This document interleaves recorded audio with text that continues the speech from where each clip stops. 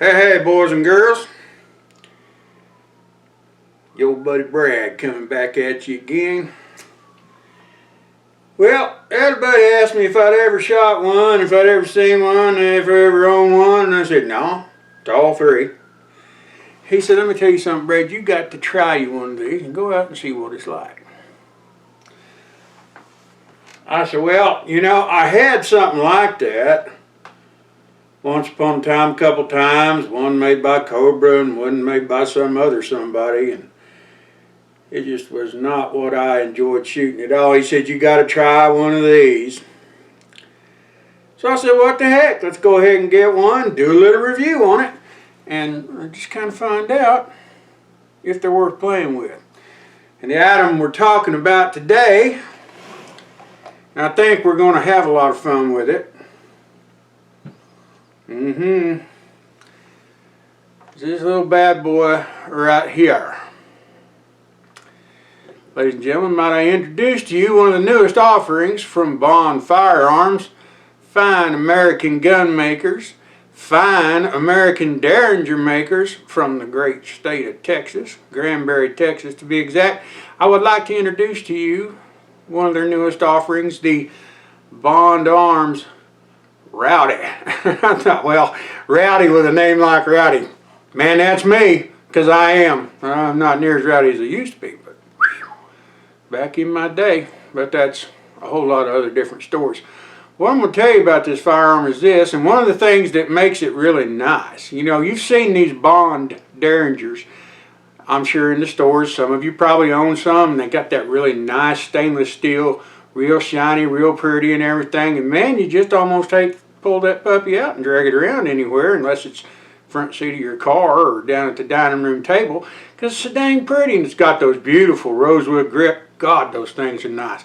Well, that's a pretty fancy little gun, and man, sometimes you just want to roll something into your pocket and go out and do something on the farm or somewhere where life's a little rough.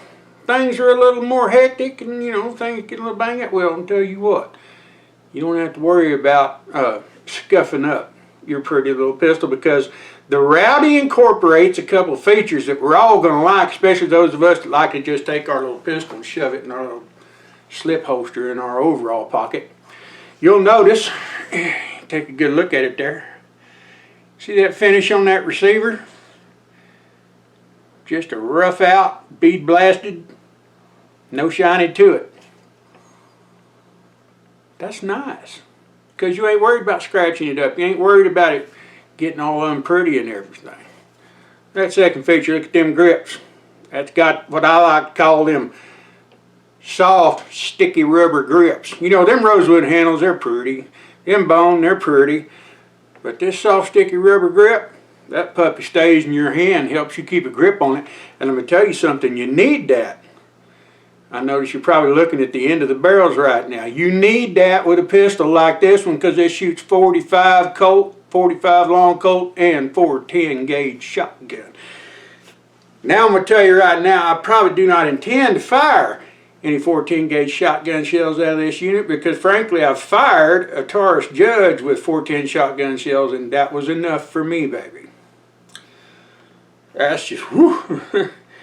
I mean, it was fun, and it wasn't overpowering by any means, and I've shot pistols that recoiled harder, but if it felt like that out of a gun that weighed 3 times as much as this does, I don't want to try it in this one. But I do have some really nice, really mild Winchester Cowboy Action 250 grain soft lead flat points. And I think these, at 750 feet per second as the advertised velocity, gonna be a pretty fun cracker to shove through this and see how it eats it. So we're going to take this puppy out here in the next day or so, and we're going to do a little run through, and we're going to fire some bullets out of it and see how it does. And I think I'm going to have a lot of fun with it. Now, might not get out today to do it. We have had some snow and some rain here in central Oklahoma. It's a little bit muddy out there, and I don't feel like tearing up my buddy's fields. And it's pretty windy today. If I try to set up a camera, I'm going to have to hang a 25-pound sandbag on the tripod just to keep it in place, much less I'll never be able to defeat vibration. So when the wind gets nice tomorrow, which they say it's going to, we're going to go out and try it. Now, some really nice features beyond the subdued finish and those rubber grips. As we all know with bonds, get that nice little crossbar safety in there. Now, this is not just a mechanical keep the trigger from moving safety. This is an actual safety block. You push that puppy in, it blocks that hammer. It can fall. You can still pull the hammer, pull the trigger, drop that hammer, but it's just going to fall against that blocking bar. It ain't going to hit a pin. It ain't got a chance of hitting a pin. Also on that feature, that little black hole right there, just next to the channel that hammer rolls in, that's a set screw. Now, when you unbox your new pistol, there's a little card in there, got a little Allen wrench in there. You can push that safety over to the left, take that Allen wrench, run that hex head screw in there on down until it engages with and rides against that safety bar. That way, if you feel like you need to store your particular firearm in a manner that if someone unauthorized should get their hands on it, they can't immediately use it on you or your family or anyone else, that's a good little safety feature. It's nice, and it's nice that they supply you with that wrench instead of making you go out and dig through your damn toolbox to see if you just about have one that's, I'm going to say, probably a little bit thicker than a frog hair. But it's nice nonetheless. And like most of your bond, they got that operating lever there. Open them barrels, just pull that down, ride them barrels up. They swing almost 180 degrees. Now this particular model, because it fires fixed cartridge case pistol ammo and shot shells, all bond barrels that do that come with an actual manual extraction assist. You push that rail out there and it kicks them case ends out there far enough that you can get your fingers in there and jerk them puppies out if you need to. Spring loaded, it doesn't just sit there riding and rolling. It's spring loaded and it's tight and it stays in place. I guarantee you, and my safety is on, bullets drop in right fine.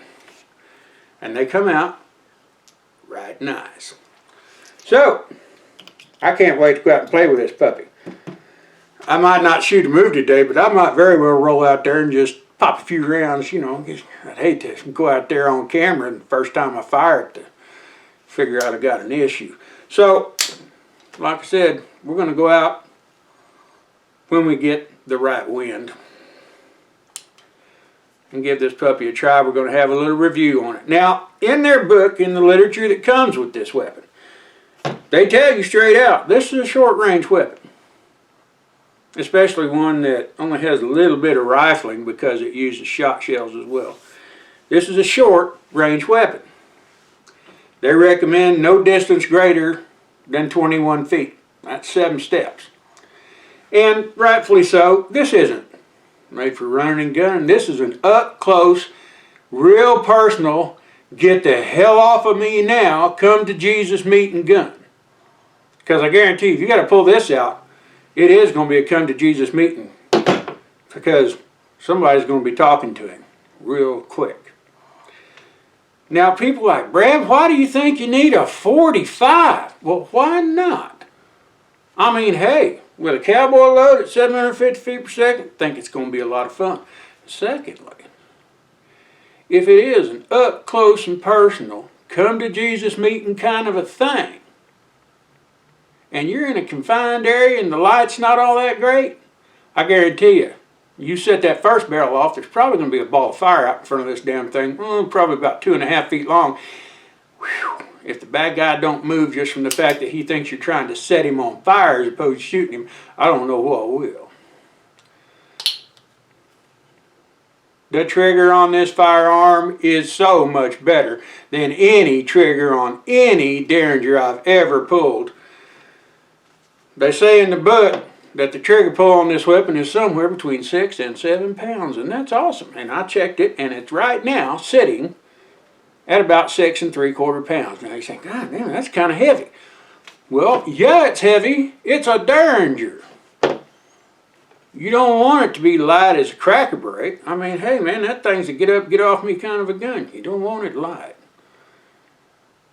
It'd be too easy to shoot yourself. I've had Derringers from 2 different companies, one in Florida and one from somewhere else, in 9mm and 38, and both of them had triggers that tested at 28 and 29 pounds just to pull. You couldn't have any fun with the damn things because after you fired 12, 14 rounds, your finger hurts damn bad trying to pull that stubby little nick of a trigger. You need painkillers and opioids just to keep having fun. So I really like and appreciate the fact that this company from Texas can make a Derringer that you can feel safe about operating with a trigger weight that doesn't require you backing into it with a 3/4 ton feed truck to set it off. I'm gonna like that. But anyway, I can't think of anything else to tell you about. It's just a little bitty gun, and I think it's gonna be a lot of fun. It shoots a really great big bullet. So we're gonna go out with it. Next time you see me back on camera, we're gonna be shooting it at stuff. We're gonna kind of check the accuracy, see what kind of group we can get at regular engagement distance for an up-close personal defense situation, which in my book means about 5 feet. But we're going to stretch it on back and just see how far back we have to get before accuracy really starts to suffer, if it suffers at all. I think it's going to be a lot of fun, and I'm looking forward to this. And like I said, I'm probably going to take a little trip out there now and just drive down the gravel road and maybe pop a 2 or 3 or 4 rounds, you know, just to see if it works like it should, you know, and go out and give it the Festus Hagen treatment. But I think it's going to be a lot of fun. So stay tuned. Come back and visit me here in a day or two, and hopefully by then, oh yeah, I'm off Monday. I don't have to work Monday, so there's an extra day I can go play. My God, I might have to load up some ammo by the time I burn through this box. And just a little caveat, 45 Colt, it ain't got much cheaper. Cowboy Action loads a box 50, still gonna run you about $48, $49. So if you reload, that's pretty helpful. But I will tell you this caveat right now. In their literature, Bond Arms tells you, use only factory ammunition, do not use reloaded ammunition. And most of your manufacturers tell you that nowadays. So just as fair warning, if you're going to use hand loads, know what you're doing. Because if you screw something up with a hand load, your warranty is kind of like Bigfoot. You might think it's there, but they're going to tell you it don't exist, okay? Pay attention to that. So alrighty, I think it's going to be a lot of fun. And like I said, I think I'm really going to enjoy that trigger because I don't have to hardly squeeze hard at all. And that puppy falls. And it's good and solid. So, stay tuned. Come back and see me here in a day or two. And we'll find out just how much fun it really is. Alright, I'll see you guys later. Bye.